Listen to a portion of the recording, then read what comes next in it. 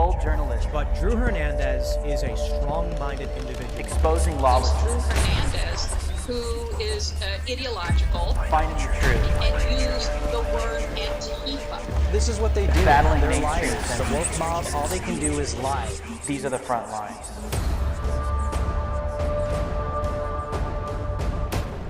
What's going on, Thought Criminals? Welcome to Frontlines. I'm your host, Drew Hernandez. Welcome to part one of my interview with the great Larry Elder, talking about the black community, some of the issues going on within, and how they can be solved. Enjoy. Welcome to the Frontlines, man. I've been waiting to interview you and talk to you for a very long time. Actually, I gave you the wrong introduction. The black face of white supremacy. Say hello to the black face of white supremacy. The black face of white supremacy is on Frontlines. I was called that by a reporter from the LA Times whose initials are Erica D. Smith. Oops.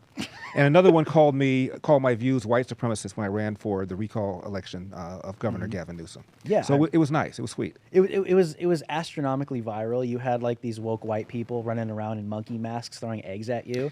Actually, it was a white woman. We were in an area called Venice. It's a homeless encampment. And I was called things I've never heard. And a white woman wearing a gorilla mask threw an egg at me. And the media kept saying it was a white woman wearing a gorilla mask. And I said, how do you know it was a mask?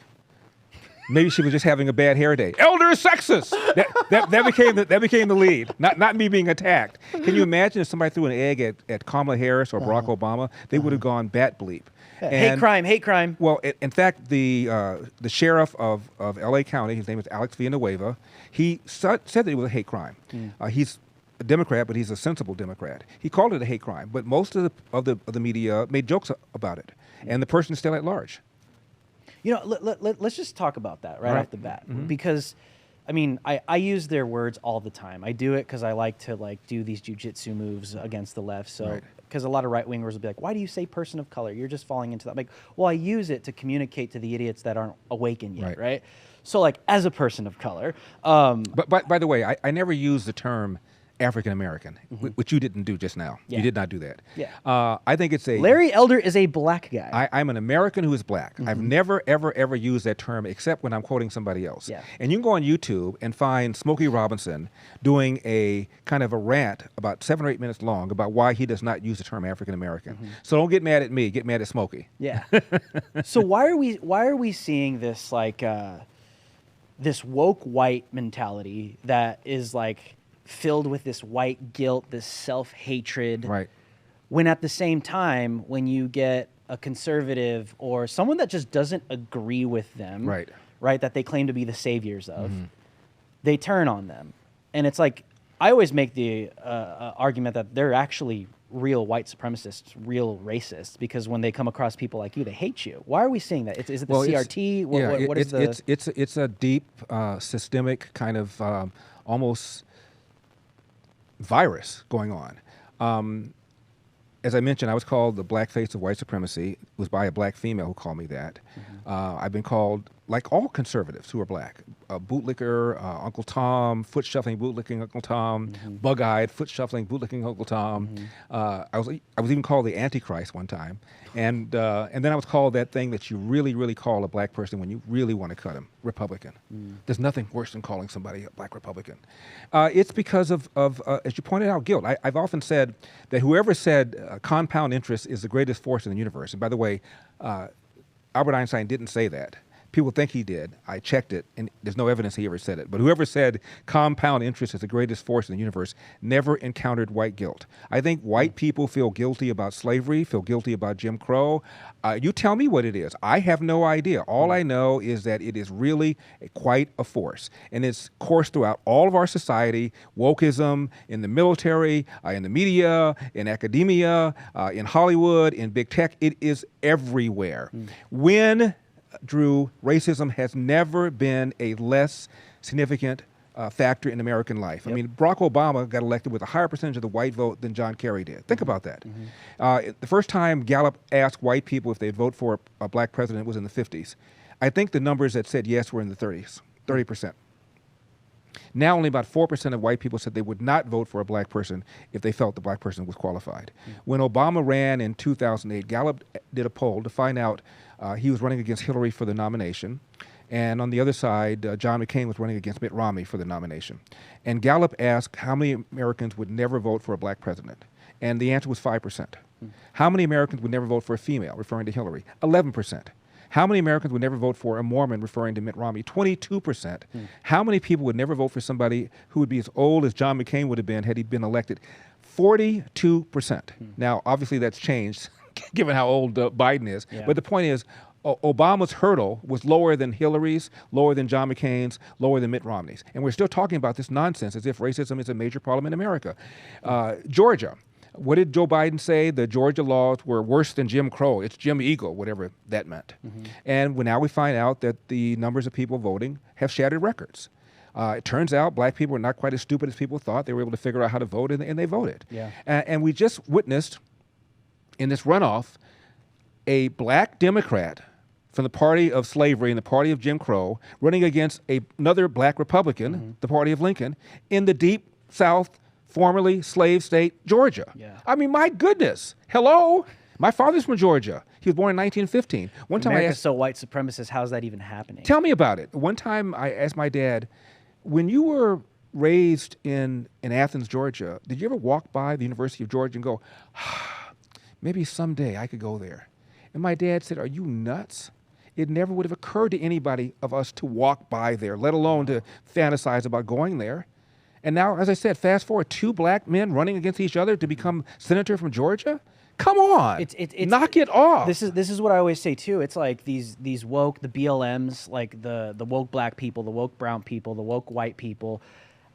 I think they piss on the graves of MLK, Rosa Parks, people that have actually gotten some real progress accomplished for the black community, because they act like they're the new MLKs. They do. They literally put people like George Floyd over Martin Luther King and Rosa Parks combined. So it's like, what is this woke ideology, CRT, all this garbage?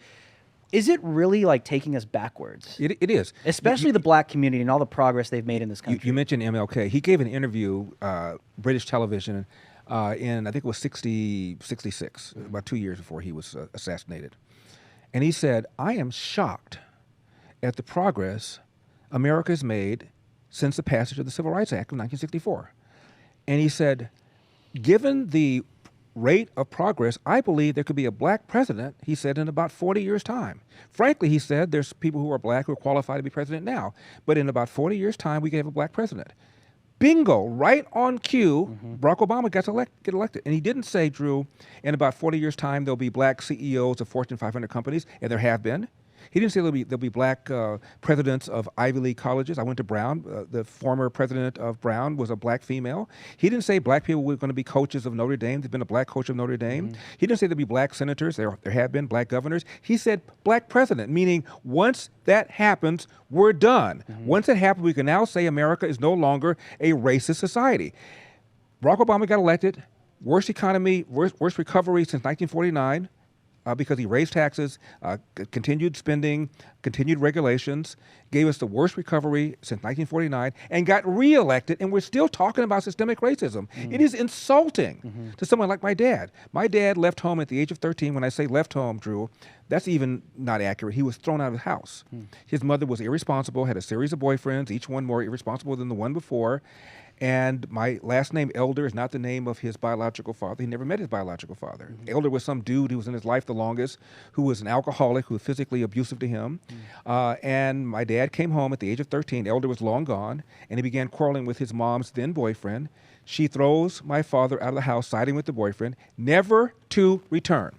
Black boy, Jim Crow South, right at the beginning of the Great Depression in Athens, Georgia. He walked down the road. He did whatever he could. He picked up trash. He cleaned out the barn. He ended up becoming a Pullman porter for the trains, which was at the time the largest private employer of blacks. He joined the Marines. He was a Montford Point Marine. They were the first black Marines. He was in charge of cooking. He was a staff sergeant. Drew gets out of the Marines, comes back to Chattanooga, Tennessee, where he met and married my mom, to get him a job as a short order cook. My dad could look at a cake and tell you what's in it. And they said, pardon the language, we don't hire. My dad went to another place, we don't hire. Another place, he went to an unemployment office. Lady said, you went through the wrong door. My dad goes out to the hall, sees colored only, goes to that door to the very same lady who sent him out. She just wanted him to know what the rules were. He come home to my mom and he said, "This is BS. I'm going to L.A. where I was before the war." My dad said he came to L.A. on a run before the war, and he was shocked. You could walk in the front door of a restaurant and get served. And he made a mental note, maybe someday I'll relocate to California. So he comes out to L.A. after this, trying to get a job as a cook, walks around the city for a day and a half. Nobody will hire him because they said he doesn't have any references. So they treated him the same way. They were a little more polite about it. He goes to the unemployment office, one door this time. They have nothing. My dad sat there for a day, came back the next day. She calls him. She says, "I have something. I don't know whether or not you're going to want it." My dad said, "Of course I'm going to want it. What is it?" She said, "It's a job cleaning toilets at Nabisco Brand Bread." My dad did that for 10 years, took a second full-time job at another bread company cleaning toilets, cooked for a family on the weekend, and went to night school 2 or 3 nights a week to get his GED. The man never slept, which is why he was grouchy all the time. But my dad was a Republican. He told my brothers and me, Democrats want to give you something for nothing. When you try to get something for nothing, you almost always end up getting nothing for something. And he said to my brothers and me, hard work wins. You get out of life what you put into it. You cannot control the outcome, Larry, but you are 100% in control of the effort. And before you moan or groan about what somebody did to you or said to you, go to the nearest mirror and say to yourself, what could I have done to change the outcome? And finally, my dad said, no matter how hard you work, how good you are, sooner or later, bad things are going to happen to you. How you deal with those bad things will tell your mother and me if we raised a man. Wow. And to now talk about America being systemically racist when my father went through what he went through, my mom is from Huntsville, Alabama. She was raised on a farm. It's insulting. Yeah. It's insulting. It has to be a slap in the face. I bring up MLK, I bring up Rosa Parks, but there are so many unnamed figures that have gone through hell. Like when I hear a story like that, I always talk to like college kids or I talk to young kids. I'm like, when was the last time you showed up to a freaking Denny's and you were refused service because of the color of your skin? Right. I've never experienced anything like that. Like, yeah, exactly. Because you people literally act like we are living in that moment. Brown people, black people. It's this same wavelength of everything is just racist no matter where you go. Right. It angers me. It really angers me because, like, as successful as I've been able to be in America, that you've been able to be in America, it just like obliterates that lie that white supremacy is just behind every little corner, under every little rock to stop every single one of us. But you bring up your father, and that's something that is an obvious elephant in the room. Candace Owens talks about it a lot. You talk about it a lot. People like Brandon Tatum talk about it a lot, and it obviously has a huge impact. It's the number one domestic problem in America, and not just in the black community, Drew. In general, 40% of American kids now enter the world without a father married to the mother in the home. 70% of black kids enter the world without a father married to the mother in the home. Half of Hispanic kids, 25% of white kids, which was the percentage of black kids that did not in 1965. We've gone from 25% of black kids entering the world without a father married to the mother in 65 to 70% today. Why? The welfare state. We have incentivized women to marry the government. We've incentivized men to abandon their financial and moral responsibility. It is far and away the biggest domestic problem in America. You talk about crime, we can talk about dropouts, we can talk about people who are not economically competitive. It all comes from the family. And in my opinion, conservatives don't talk enough about it. Liberals don't talk about it at all, but we don't talk about it enough on the conservative side. Let me ask you this, Larry. Personally, what does the father figure benefit a child in the home? I want to hear your personal take, like white, black, brown, whatever. We can talk about it for hours, but primarily it shows you how to get up in the morning, go to work, handle your responsibilities, come back home, even if you're not in the mood to do it. My father got up at 4:30 in the morning. Ultimately, he started a little cafe near downtown LA, and he came home late. He worked long hours. And just watching that lets you know you have responsibilities. The other thing is watching two adults, your mother and your father, interact, resolve issues, resolve disputes civilly. Third, the economic benefit. He brings home a paycheck. The father is the lawgiver. He is the person to mete out punishment when you've done things wrong. You know, if you are raised by a mom, by the time you get, look at you, look how buff you are. By the time you're 12 or 13 years old, she can't tell you what to do. She doesn't intimidate you anymore. You need you need somebody there to intimidate you. I heard Shaquille O'Neal. He was raised by his stepfather. He called him Sarge. He was in the military, and Shaquille O'Neal was acting out. Sarge shows up with his belt, and he whipped Shaquille O'Neal. Who's going to whip Shaquille O'Neal? His mother? You Definitely know. not So Shaq. all of that. In 1940, 87% of blacks lived below the federally defined level of poverty. 1940. 1960, 20 years later, that number had fallen to 47%. A 40-point drop in 20 years. Why? Because belief in family, belief in God, belief in entrepreneurship, belief in patriotism. It was rare in 1940 for any kid who's black not to have a father. Jesse Jackson was raised in South Carolina. His mom was a teenage mother who was impregnated by the married man who lived next door. And Jesse, when he was growing up, according to a book I read called Thunder in America, that was a nickname that the Secret Service gave him when he ran for president, Thunder. Jesse ain't got no daddy, Jesse ain't got no daddy. Al Sharpton had a nice middle-class life, and then his dad ran off with another woman, and then down to the hood he went. And Louis Farrakhan's mother was estranged from her husband, had a boyfriend, took back up with the husband briefly, got pregnant with Louis, tried to abort him with a coat hanger. Wow. And Barack Obama last saw his biological father when he was 10 years old. He used to lie and tell kids that his father was an African chieftain because he was so embarrassed not to have a dad in his life. My point is, these are four of arguably the most prominent black leaders, a term I don't much care for, in America, all of whom either had no relationship with their own father or a poor one, and they rarely talk about it, even though that is the 800-pound elephant in the room. Why is that though? Why won't? This is what always intrigues me about like the Hispanic community, the black community. Right. It's like we want to stay, and I'm just saying this generally. Why do we want to stay in this like perpetual mindset of victimhood where we never go forward? We just want to continue to play the victim card and say that we can't go forward while we have people like LeBron James. You have artists like Selena. You have Hispanics in Disney. You have. There's so much proof to show that there are people making it big, but the those same voices turn around and say you're all oppressed. Right. Why is that happening? Why? Do they hate black people? Well, these black people that have millions of dollars, these Hispanics. In the case of people like LeBron James and Oprah Winfrey, that's a different category. I think they do it so that people don't think that they've gotten, they've lost where they came from. They've gotten too bourgeois. Lost touch with the hood. Lost touch with people. Yeah, I get it. But the Democrats do it. You know, people like Nancy Pelosi and Hakeem Jeffries, they do it in order to make sure that black people remain angry, remain convinced that America is systemically racist, so that they are all focused on social justice as opposed to crime, schools, the economy, the way everybody else is.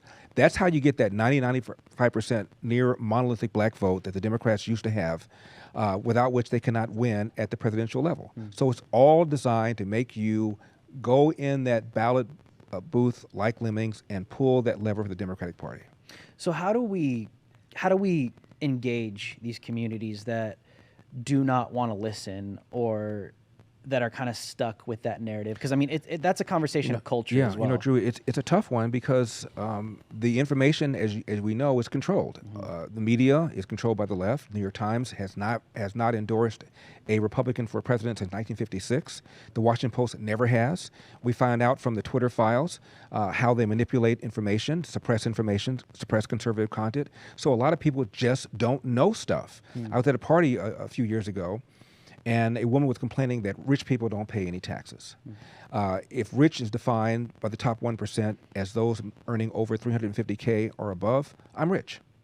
And I said to her, what percentage of all the federal income taxes do you think is paid by the top 1%? She said, 1%, 2%. The answer is 40%. There was a poll that was mentioned in a website called policemag.com where self-described very liberal people were asked, how many unarmed black men did the police kill in 2019? And half of the self-described very liberal people, Drew, thought the police killed 1,000 unarmed black men in 2019. 8% thought the police killed 10,000. You're going to ask, what about regular liberals? Well, regular liberals, 39% of them thought the police killed 1,000 unarmed black men in 2019, and 5% thought they killed 10,000. The answer, 12, according to the Washington Post database. 12. So the left is often just flat out dead ignorant about so many things. And in order for them to be informed, they've got to watch stuff they don't want to watch and read stuff they don't want to read. And what they read and what they ingest is often controlled by people who are on the left. So it's real hard. The answer is tell the frigging truth. Yes. And tell it passionately, tell it persuasively, tell it with sources, and hope that people ultimately wake up. Because that's our only salvation. They've got to wake up. And this country's in trouble. It It's in absolutely serious is. trouble. Young people your age, majority of young people support socialism over capitalism. They believe that America is systemically racist. Young people support reparations. It's just maddening when there's never been a more level playing field. I can pick up my smartphone and have access to the knowledge that somebody could not dream about 100 years ago. So there's no excuse. And there are think tanks on the left like the Brookings Institution and on the right like the American Enterprise Institute. And both of them, even though they disagree about this, that, and the other, have the same formula for how to escape poverty. Number one, finish high school. Presumably one where you can read, write, and compute at grade level, which is another conversation. Number two, don't have a kid until you're 20 years old. Number three, get married before you have the kid. Number four, get a job, any job, keep that job. Don't quit until you get another job. And number five, avoid the criminal justice system. You will not be poor. Come on. This is America. Why do you suppose Haitians are lining up for a lottery to get here? Yep. People are pouring into this country illegally for a very, very specific Cubans reason. braving shark-infested waters to get here. Why? Because America's systemically racist? Knock it off. Absolutely it's ridiculous. Not. Absolutely not. You know, we're going to continue this conversation. We're going to talk BLM. We're going to talk a lot of stuff going on within black culture, within minority culture. There's a lot of pop culture stuff that I want to talk about with Larry as well. This is part one. We are going to start part two tomorrow night. Larry, where can people follow you? I mean, if you're watching me and you don't watch Larry Elder, I would be shocked, but where can they follow you and find your show? Well, I've got a TV show on Epic Time, Larry with Epic, EPOCH. You can follow me on Twitter. You can follow me on Instagram. By the way, I'm being shadow banned on Instagram. Yep. No question about it. Yep. And I'm on Facebook, of course. There you have it, guys. My name is Drew Hernandez. These are the Frontlines. I'll see you guys on the next one with the great Larry Elder. We must play offense. Game on. You expect the rest of the world to live in La La Land. We're not. We've been saying these things from day one. Our solemn vow to you, be good, be brief, be gone. You might find yourself changing your opinion on things you've never even thought twice about. That really sets America apart. You are not ready for season 2. This is Reloaded. My life tale and my truth has been to fight socialism. Are you familiar with structural racism? Yeah, it's a myth.